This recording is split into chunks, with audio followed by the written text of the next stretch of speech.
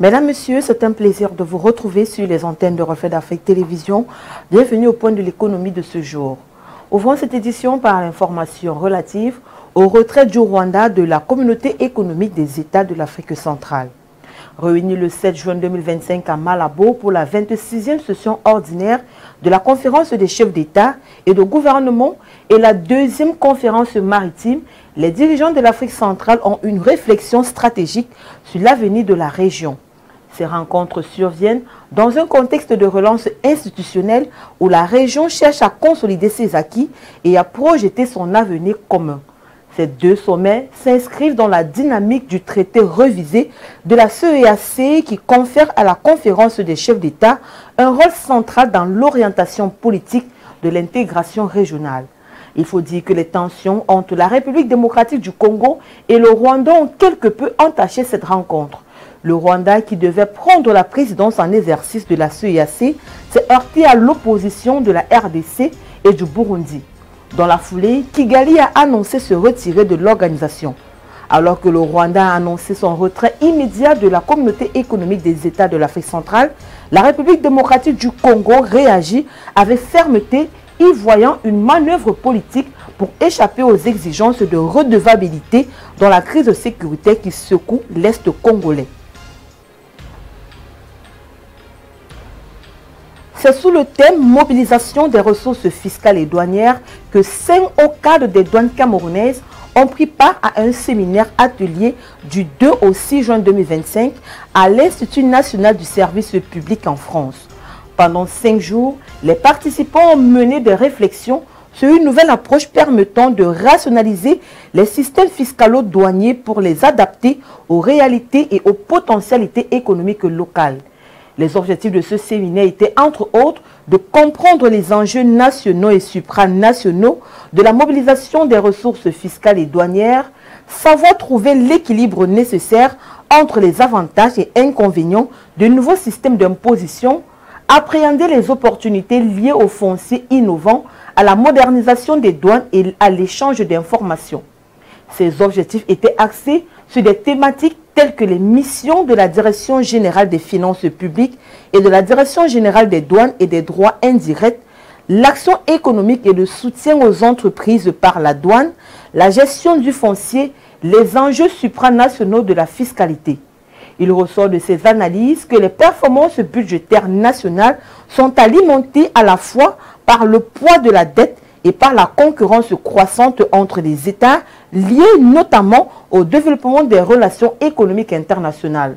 L'avenir des économies des États en développement ou en transition est aujourd'hui plus que jamais tributaire de la réalisation et de la productivité des ressources fiscales et douanières. Néanmoins, il ne suffit pas de mettre en place un système d'imposition pour qu'il soit productif.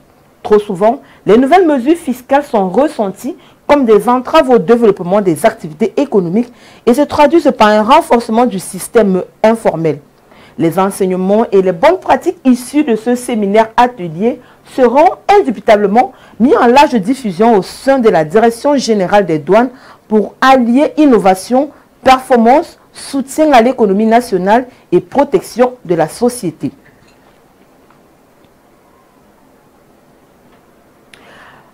Faisons à présent un condensé des différentes saisies opérées ces derniers jours par les douanes camerounaises. Dans le cadre de la protection des entreprises et de l'économie nationale, les éléments de la zone 2 de l'opération Alto Commerce Illicite 3 ont saisi 200 palettes de 24 canettes de bière chacune, soit un total de 4800 canettes de Guinness Nigeria. La saisie a été effectuée le 6 juin dernier au poste de contrôle de Diaglassi dans la région de l'Est. Les éléments de la brigade mobile des douanes des Coques dans la région du Sud-Ouest ont intercepté le 4 juin dernier 9560 comprimés de tramadol en provenance du Nigeria. La saisie a été faite lors du contrôle des bagages de soute d'un bus de transport en commun à destination de Bamenda. Et dans la région de l'Adamawa, les éléments de la brigade mobile des douanes de Ngaoundéré ont saisi une importante série d'espèces fauniques protégées le 7 juin 2025 aux environs de 3 heures. Les dites espèces étaient dissimulées parmi des bagages de soute d'un bus de transport en commun. La saisie est intervenue au poste de contrôle de mise de Tchabal. Le butin était constitué entre autres de 5 paons, 9 perroquets, 4 autruches, 10 pigeons, un bébé singe, un carton de petits oiseaux. Parlons de coopération économique pour dire que le Gabon a décidé de rompre son accord de pêche avec l'Union européenne. Lors du Conseil des ministres du 4 juin 2025, le président de la République, Brice Clotaire Oligui Nguema, a exprimé avec fermeté la volonté du Gabon de mettre fin à l'accord de partenariat de pêche durable signé avec l'Union européenne. En dénonçant un accord structurellement désavantageux, le chef de l'État ouvre la voie à une renégociation sur des bases plus équitables ou à de nouveaux partenariats alignés sur les ambitions de souveraineté économique et de développement de la filière halieutique nationale. Depuis sa signature en 2007, l'accord de partenariat de pêche durable entre le Gabon et l'Union européenne a été reconduit à plusieurs reprises. Le dernier renouvellement en 2021 engage les deux parties pour 6 années supplémentaires et une valeur globale estimée à environ 17 milliards de francs CFA selon les données officielles. Pourtant, à mi-parcours de cette période, le chef du gouvernement Brice Clotaire Oligui Nguema remet en question les fondements de cet accord qu'il juge profondément déséquilibré. Le président a dressé un constat sans appel. Les recettes issues de l'accord sont loin de refléter la valeur réelle des captures opérées par les navires européens.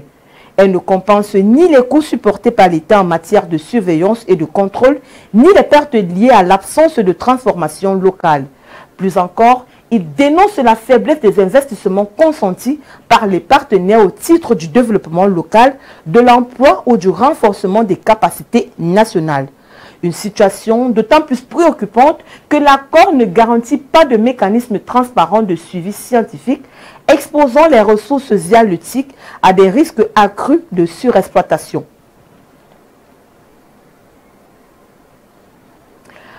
Toujours au Gabon, le gouvernement met fin au marché public attribué de gré à gré. Selon les données révélées par le gouvernement gabonais, 93,25% des marchés en valeur ont été passés sans appel d'offres, c'est-à-dire par entente directe dans le cadre de l'exécution budgétaire de l'année 2025. Une pratique qui constitue une violation flagrante de l'article 71 du Code des marchés publics qui limite ce mode exceptionnel à un seuil de 15%.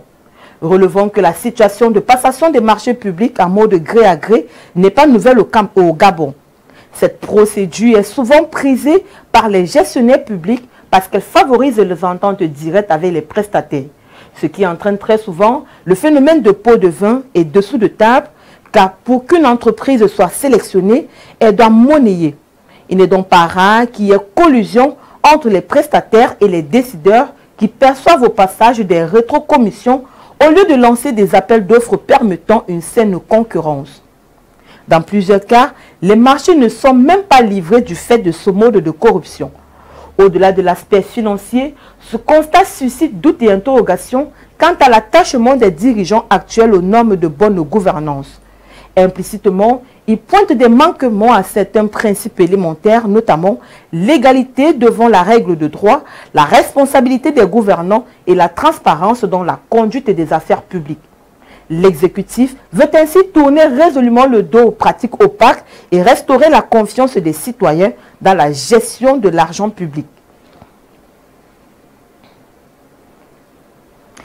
En Éthiopie, la production de café est attendue à 11,56 millions de sacs, soit 694 000 tonnes selon les dernières projections formulées par le département américain de l'agriculture dans son rapport sur le marché éthiopien du café publié le 3 juin 2025.